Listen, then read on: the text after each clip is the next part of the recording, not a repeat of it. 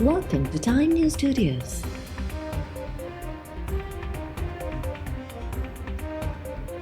You are watching 4 p.m. Bulletin.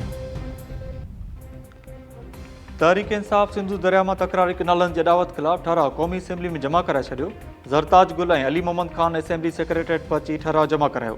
तकरारी canal अॾण वारो मामिलो हल करण लाइ 15 ॾींहनि अंदरि गॾियल मुफ़ादनि वारी काउंसिल जो इजलास घुराइण जो मुतालबो ठहराव जे मतन में चयो वियो आहे त पाणी मामले ते सिंध जा ख़दशा ख़तमु कया वञनि।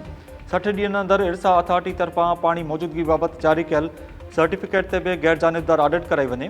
जेसीं ताईं 91 वारे ठाह ते मुकमिल अमल नथो थिए ऐं कोटड़ी डाउन स्ट्रीम में 10 बिलियन MAF पाणी नथो पहुचे चोलिस्तान मंसूबे ते अमल दरामद रोकियो वञे। करारदाद जमा की है जो सिंध में पानी का मसला है, जो कनाल बनाने की कोशिश हुकूमत की तरफ से हो रही है, हम इस पे भरपूर एहतजाज करते हैं। अगर सिंधी पानी के इशू पे खुश नहीं तो अब कैसे मुल्क को खुशहाली से और अमन के साथ चला सकते हैं। तो पानी के इस मसले पे हम सिंधी कौम के तर्जुमान हैं, फैसले होंगे अवाम की मर्जी से। लेकिन इसमें 2-3 अहम बड़े पॉइंट है। एक ये कि जो CCI है उसकी मीटिंग फौरन बुलाई जाए। दूसरा हमने ये कहा कि जो इरसा है उसका इंडिपेंडेंट ऐसा कोई कमीशन या रिपोर्ट हो जिसमें ये पता चले कि पाकिस्तान में असल में कितना पानी या कितने रिजर्वायर इस वक्त पाकिस्तान में मौजूद हैं और उस वक्त में पूरे पाकिस्तान में उसकी तकसीम किस लिहाज से जो रूल है इरसा के लिहाज से जो सूबों का हक है वो रिपोर्ट हमें वाटर अवेलेबिलिटी की दे दी जाए और उसके लिहाज सूबों की तकसीम की जाए। सबके साथ बैठा जाए, जो डाउन स्ट्रीम में आते हैं सबके साथ बैठा जाए, उनकी आवाज सुनी जाए, उनकी बात सुनी जाए। जो सिंध के लोग हैं, जो सिंध के भाई हमारे, उनकी बात सुनी जाए। पानी का मसला इस वक्त बहुत गंभीर हो चुका है। आखिरी जंग खुदा न खास्ता पानी के ऊपर ही होनी है। वाटर रिसोर्सेज के मिनिस्टर हैं वो भी यहाँ पे आके बताएं कि इसके ऊपर जो इस वक्त टेंशन पाकिस्तान में पानी के मसले के ऊपर चल रही है,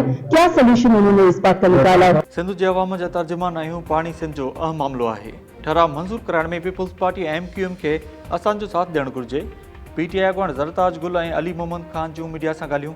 अली मोहम्मद ख़ान चयो त असां पाणी जे मामले ते सियासत नथा करणु चाहियूं। ज़रताज गुल चयो त CCI जो इजलास घुराए फौरी तौर मसइले खे हल कयो वञे, सिंध जे अवाम जो आवाज़ ॿुधो वञे। पाणी जो मसइलो गंभीर बणिजी वियो आहे। पाणी वसीलनि वारो वज़ीर ॿुधाए त मसइले ते कहिड़ो हल कढियो वियो आहे। कैनाल समूरा धरती ते धाड़ो, धरती ते धाड़ो, सिंधु ते धाड़ो। कैनाल समूरा धरती ते। सिंधु दरिया ते तकरारी किनालनि जी अदावत ख़िलाफ़ सॼी सिंध सरापा एहतजाज बणियल। टंडो मोहम्मद ख़ान में सिंध तरक़ी पसंद पार्टी पारां हैदराबाद रोड ते धरणो सवे कारकुननि समेत मरकज़ी अॻुवाण हैदर चाणी, निसार कीरियो ऐं ॿिया अॻुवाण शरीक। धरणे सबबि 5 ज़िलनि ॾांहुं ईंदड़ ट्रैफ़िक मुअतल। सकरनि में PP शहीद भुट्टो पारां चांडिया पंप खां मीडिया सेंटर ताईं रैली। सियासी समाजी अॻुवाणनि समेत शहरनि जी वॾे अंग में शिरकत। कैनाल नामंज़ूर जा नारा। हैदराबाद हाईकोर्ट बार एसोसिएशन ऐं यंग लायर्स एसोसिएशन पारां शहबाज़ बिल्डिंग खां प्रेस क्लब ताईं रैली कढी नारेबाज़ी कई वई। मेड़ में वकीलनि जो 15 ॾींहं बि एहतजाज जारी। लाड़काणो बार जो सदर अतर अब्बास सोलंगी ऐं दादू बार जो सदर अब्दुल ख़ालिक बुखियो ऐं ॿिया एहतजाजी कैंप ते पहुता। कलोई में औस्तदनि ऐं शागिर्दनि पारां रैली कढी किनालनि ख़िलाफ़ नारेबाज़ी। हुमायूं शरीफ़ में क़ौमी अवामी तहरीक पारां जागण मोड़ खां प्रेस क्लब ताईं रैली। अॻुवाणनि चयो त किनाल कंहिं बि सूरत में क़बूल न आहिनि। जेसीं ताईं फ़ैसिलो वापसि न थींदो एहतजाज जारी रहंदो। सिंधु दरिया ते किनालनि जी अदावत ख़िलाफ़ सॼी सिंध हिकु पेज ते अची वई आहे। पीपुल्स पार्टी किनाल रिथा रद्द कराए या वफ़ाक़ी हुकूमत खां धार थिए। GDA जे मरकज़ी अॻुवाण सफदर अब्बासी जूं उमरकोट में मीडिया सां ॻाल्हियूं। सफदर अब्बासी चयो त दरिया बचाओ कमेटी ऐं ॿियनि तंज़ीमुनि जो 15 अप्रैल ते उमरकोट में जलसो थींदो। इंतिज़ामिया खे दरख़्वास्त ॾेई छॾी आहे। सिंध जे अवाम जो समुंड 15 अप्रैल ते दरिया जो सौदो कंदड़नि खे रद्द करे छॾींदो। कैनाल मंसूबे जी अवामी अदालत में भरपूर मुखालफ़त थी आहे। इंशाअल्लाह वफ़ाक़ी हुकूमत खे सम्झाईंदी ऐं कैनाल मंसूबो रद्द थी वेंदो। PPM ने एजाज अखराणी जूं सखर में मीडिया सां ॻाल्हियूं। नून लीग जेके वाइदा कंदी आहे उहे पूरा नाहे कंदी। पीपुल्स पार्टी पाणी जे मसइले ते आख़िरी हद ताईं वेंदी। NPP जे सरबराह मुर्ज़ा जतोई चयो आहे त किनालनि वारे मामले ते पीपुल्स पार्टी जो मौक़िफ़ वाज़े न आहे। वफ़ाक़ी हुकूमत जी सपोर्ट करे रही आहे। नून लीग जा वज़ीर वाज़े चई रहिया आहिनि त हीउ मामिलो तइ थी चुको आहे। सखर में मीडिया सां ॻाल्हाईंदे मुर्तज़ा जतोई चयो त पीपुल्स पार्टी अवामी प्रेशर में अची ठहराव पेश करे रही आहे। किनालनि जा फ़ैसिला अदालतुनि जा न आहिनि। ऐवाननि ऐं रोडनि ते थियण जहिड़ा आहिनि। अदालती फ़ैसिलनि सां अॻिते नुक़सानु थी सघे थो।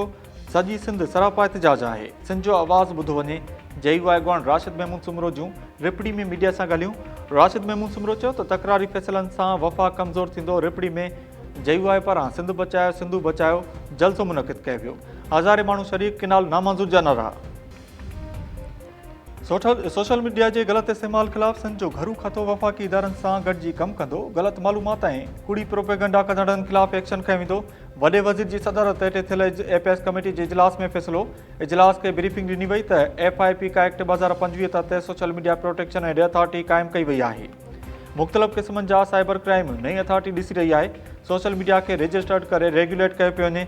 सोशल मीडिया लाइ गाइडलाइन ज़रूरी हिदायतूं ऐं मयार तय कयो पियो वञे। इजलास में फ़ैसिलो कयो वियो त FI साइबर विंग ऐं PTA जा घरू खाते सां राब्ता वधाया वेंदा।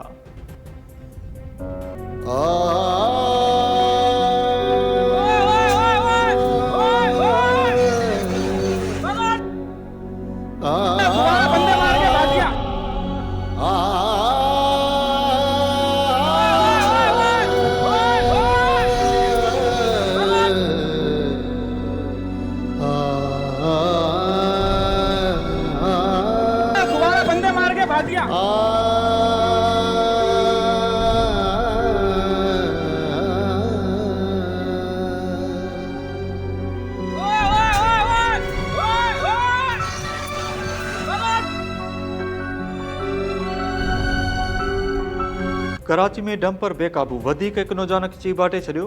वाक़े बाद मछरियल शहरनि डंपर समेत 10 हेवी गाॾियुनि खे बाहि ॾेई साड़े छॾियो। सुराब ॻोठ में हड़ताल ड्राइवरनि जो सुपर हाईवे ते धरणो। वाक़िअनि बाद पुलिस जो एक्शन।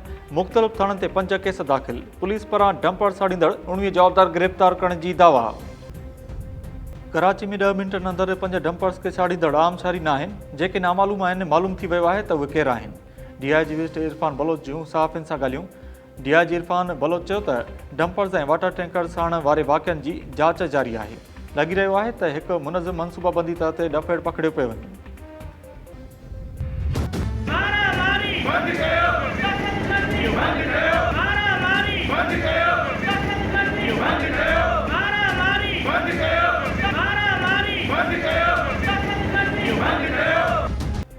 ठहरी मीरवा में सहाफ़ी एडीशर जे क़त्ल ख़िलाफ़ शटरबंद हड़ताल। सुई गैस वटि मेरान हाईवे ते लाश रखी धरणो ट्रैफ़िक मुअतल थी वई। बार्स औरतुनि रोड ते निकिरी आयूं। एहतिजाजी मुज़ाहिरो करे धरणो। पाक किताब खणी थाणे ताईं मार्च। गुज़िरियल राति ॻोठ अलीआबाद में कुहाड़ियुनि जा वार करे सहाफ़ी एडीशर खे क़त्ल कयो वियो हो। डरकी ऐं उबाड़ो में बि वाक़े ख़िलाफ़ मुज़ाहिरा कातलनि खे गिरफ़्तार करण जो मुतालबो। रूंडी ऐं सरहद भरिसां रोड हादसा 6 ॼणा फ़ौत। औरतुनि ऐं ॿारनि समेत 20 खां वधीक ज़ख़्मी। रूंडी में मुसाफ़िर वेन ऐं वीगो में टकर 3 ॼणा फ़ौत केतिरा ई ज़ख़्मी। डिग्री कॉलेज वटि हादसो थियो। फ़ौतुनि जी सुञाणप सजाद सियाल शौकत भट्टी तौर थी। सरहद वेझो मोटरवे ते कोच कल्टी थियण सबबि 3 मुसाफ़िर फ़ौत 15 ॼणा ज़ख़्मी थी पिया। फ़ौतुनि में सजाद हुसैन मोहम्मद हुसैन ऐं आसिफ़ शामिल। पुलिस मूजिबि हादसो ड्राइवर खे निंड जो झूठो अचण सबबि पेश आयो आहे। सिंध जे तफ़री मां गोरख हिल स्टेशन ते वसकारो मौसम ख़ुशगवार। काशे जे मुख़्तलिफ़ इलाइक़नि हीरो खान, हाजी खान, ड्रिगबाला, राजू गंडो समेत ॿियनि इलाइक़नि में मिटीअ जी तूफ़ान सां गॾु हल्की बरसाति। गर्मी जो ज़ोर टुटी वियो। सिंध समेत सॼे मुल्क में अफ़गान शहरनि खे मुल्क मां नेकाली ॾियण जो सिलसिलो जारी। कराची मां गिरफ़्तार कयल वधीक 236 अफ़गान शहरनि खे बसनि ज़रिए सकरनि भरिसां कैंप ते पहुचायो वियो। अफ़गान शहरनि में औरतूं ऐं ॿार बि शामिल। कंहिं ज़रूरी क़ानूनी कार्रवाई बाद अफ़गानिस्तान मोकिलियो वेंदो। ऐं अमेरिकी सदर डोनाल्ड ट्रंप तरफ़ां लॻल टैरिफ में रिलीफ खां पोइ पाकिस्तान सूधो सॼी दुनिया जे मार्केट में ज़बरदस्त तेज़ी। स्टॉक मार्केट में कारोबार जी मस्बत अंदाज़ में शुरूआत। 100 इंडेक्स में 2924 पॉइंट्स जी बाद 1,17,077 पॉइंट्स ते पहुची वई। 4 ॾींहं अॻु अमेरिकी सदर डोनाल्ड ट्रंप मुख़्तलिफ़ मुल्कनि ते टैरिफ लागू करण बाद आलमी मार्केट बाड़ाई जो शिकार थी वई हुई।